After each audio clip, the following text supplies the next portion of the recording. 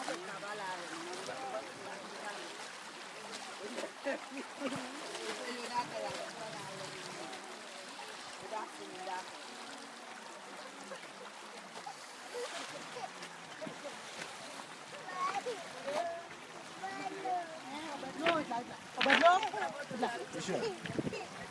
guys.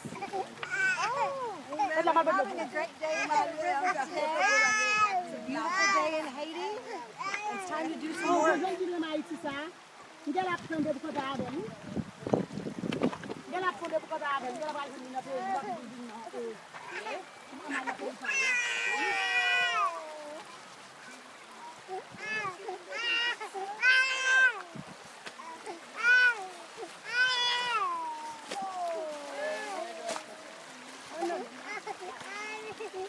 Oh, hello!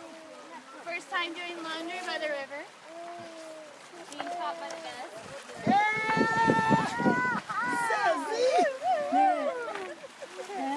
E pou diye fam nan bon diye, nou sezi nou a bros bit la de rat mwen wè mwen.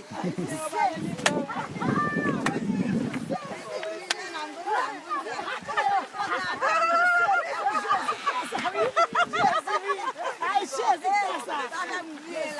Oui, Jésus.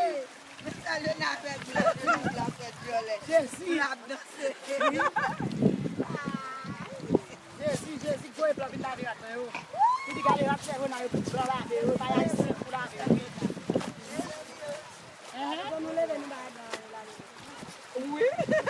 Bayan kone. Ba ou yon la kou bayan sa, yo di la. Todo moun pa dekouraje nan la de ya. Oh, chante. Gade bon Dieu voye blan nan le si. Coral. Pa dekouraje. Papem boum sote dou. What do you say? What?